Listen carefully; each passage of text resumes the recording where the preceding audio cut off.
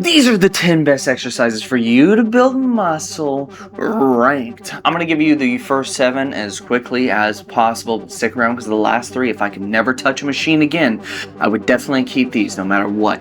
So most best exercise lists rank off of EMG charts, as well as tons of different lifters who talk about experience and how to correlate with how to progressively overload it.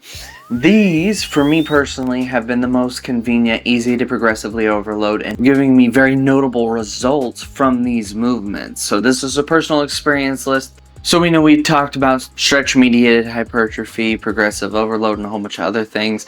We're going to be ranking these simple on can you progressively overload them and how accessible they can be. Overhead tricep extensions. Overhead tricep extensions work more biased to the long head of the tricep, and working in the stretch position really helps with that mind muscle connection for a deeper activation.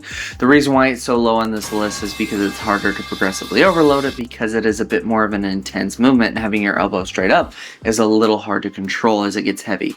Incline curls. This one comes in at number 9.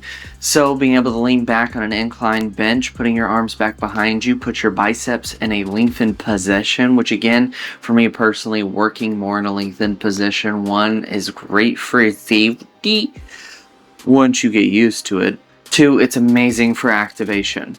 The reason why this one is so low on the list is, again, it's a little bit uncomfortable initially to load this very heavy, but you can very easily progressively overload it like a normal bicep curl. Seated leg curl. The hamstrings are a biarticulate muscle, so to be able to get them in a slightly more lengthened position like this is absolutely phenomenal. And it's been proven that a seated leg curl is much more efficient than a lying leg curl. I get most people have gyms, and again, this is a personal list. It's the only reason why it's low on the list for me. I love when I get to do them. I just don't get to do them very often.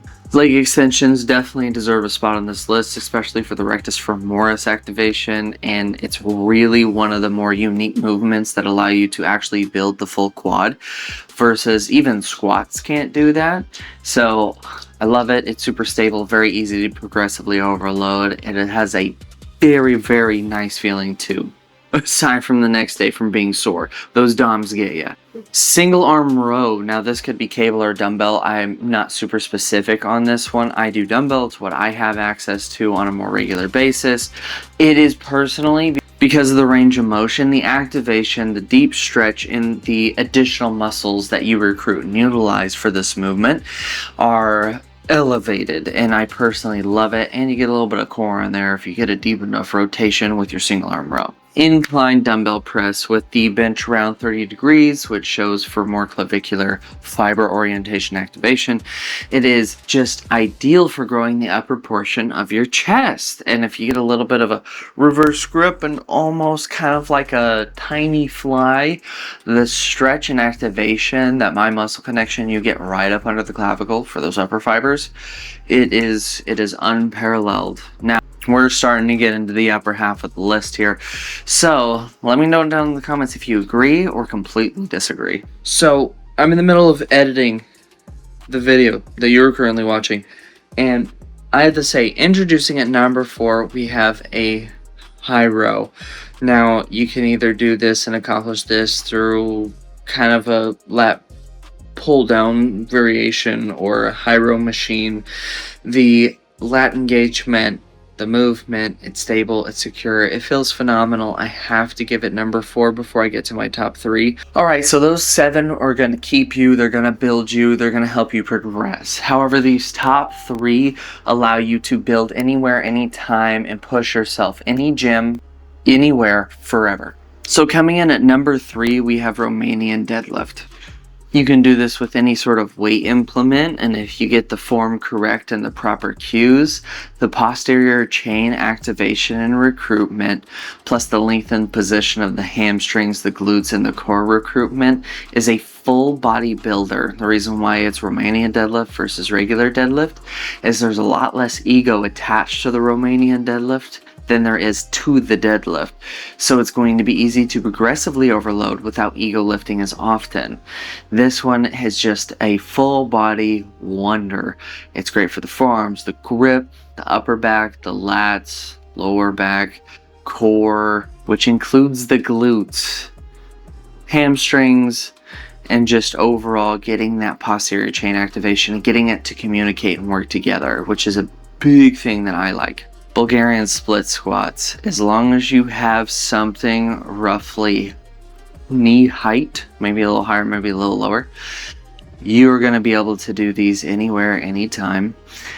The stretch, the unilateral independence, as well as that little bit of dependence of the back leg or the front leg kind of being the prime stabilizer or the prime driver, really allows for some anti-rotational capabilities, especially in the hips, and getting to kind of work and bias based off the angle that your torso is leaning. You can bias the hamstrings more, the quads more, you can bias the glutes more. Like, the Bulgarian split squat is a game of many angles, and that's why there's so many tutorial videos out there on how to properly perform it, because you can change it depending on what your intention is. And it's super hard to beat a Bulgarian split squat on any machine or anything else as far as the overall work, control, and force that you have to be able to produce to overcome it.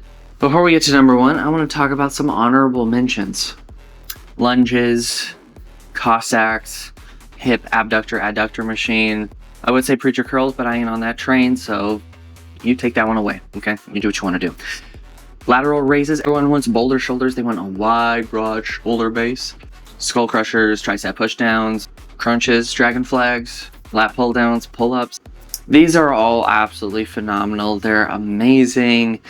However, this is a personal list, and so I have to give the number one spot to dumbbell bench press. Now, initially, I really just wanted to say barbell bench press because favoritism.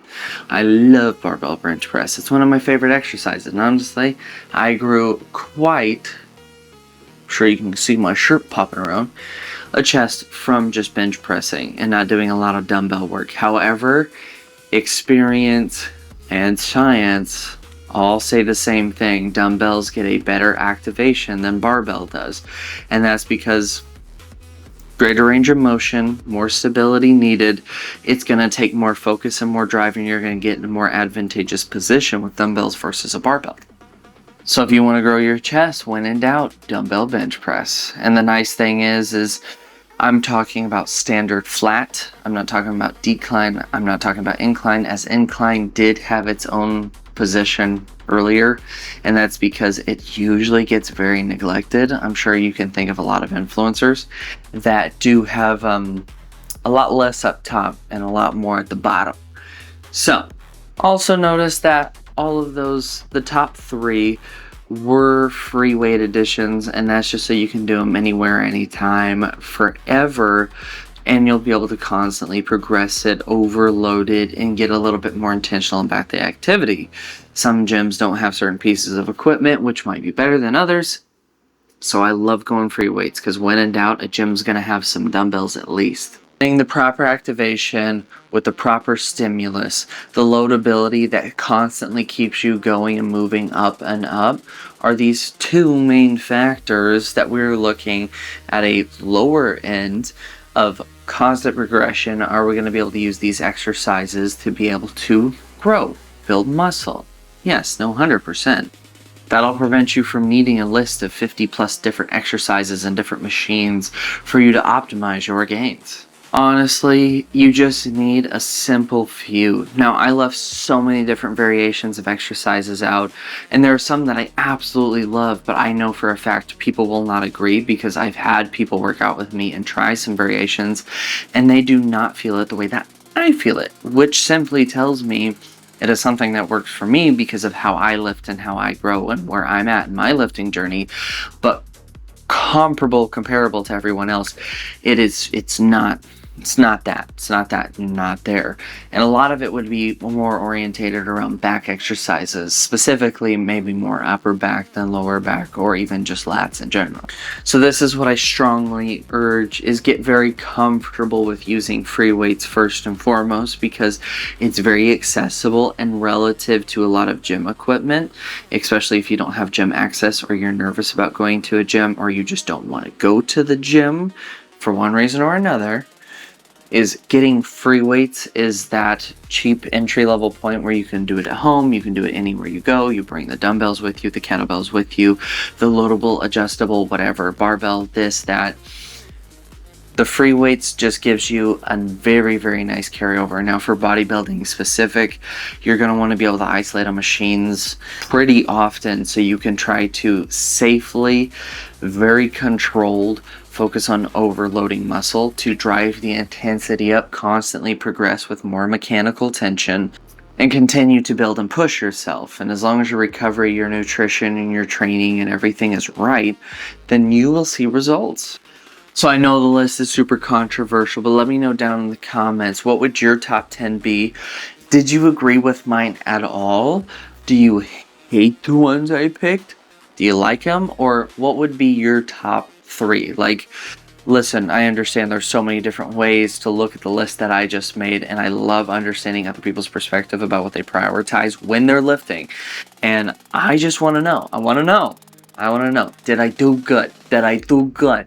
Now, personally, for me, I know I did pretty decent because I do like those a lot.